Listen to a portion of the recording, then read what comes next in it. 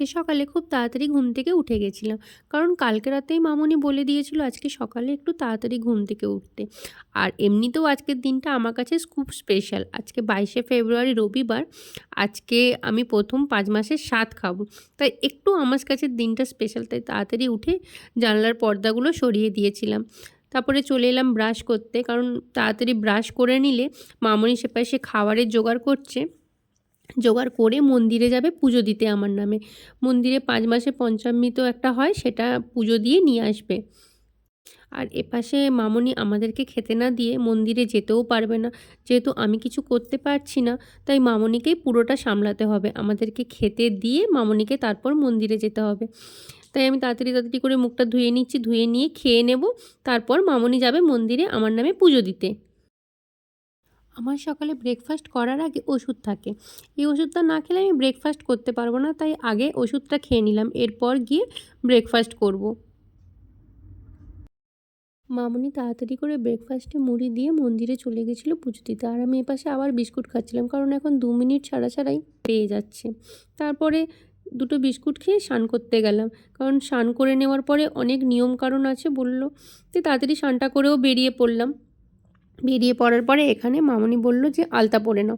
মামুনি পরিয়ে দিতে চাচ্ছিল, কিন্তু আমার ঠিক যেন তো ভালো লাগে না ওই কেউ আমার পায়ে আলতা পরাক, মানে কেউ আমার পায়ে হাত দিক, সেটাই আমার ভালো লাগে না। তাই আমি একাই চেয়ারে বসে কষ্টসিষ্ট করে আলতাটা নিজেই পরছিলাম। এর পাশে মামুনি বলছিল তুমি এত কষ্ট করে পরছো, তো আমি পরিয়ে দিচ্ছি। কিন্তু আমি বললাম না, আমি পরে নিচ্ছি। দেখো পরেও নিলাম কি সুন্দর টুকটুক করে। এই যে আমার শাড়ি, এই শাড়িটা পরে আজকে স্বাদ খাবো। দেখো আমি শাড়ি পরে রেডি হয়ে গেছি। রেডি হয়ে যাওয়ার পরে যে স্কিন কেয়ারগুলো থাকে সেটা করার জন্য আয়নাটার সামনে দাঁড়ালাম। তারপরে টোনারটা লাগিয়ে নিলাম। তোমরা কে কী টোনার ইউজ করো একটু সাজেস্ট করবে তো। আমার তো কারেন্টলি এই টোনারটা খুব ভালো লাগছে, টনি মনির wonder mochi toner, I think ভালো। তোমরা ইউজ করে দেখতে পারো, ভালো। তারপরে সিরাম লাগিয়ে নিলাম যেগুলো হয়। তারপরে ময়েশ্চারাইজারটা ভালো করে লাগিয়ে নেওয়ার পরে মুখে একটা সানস্ক্রিন লাগিয়ে নিয়েছিলাম।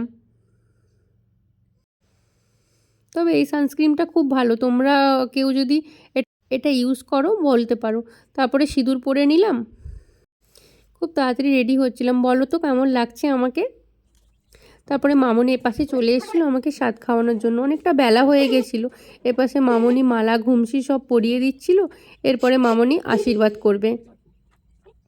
এখানে আশীর্বাদ করার সময় শঙ্খ বাজানোর কেউ ছিল না, তাই বট শঙ্খটা বাজাচ্ছিল। আর এখানে মামুনি আশীর্বাদ করছিল।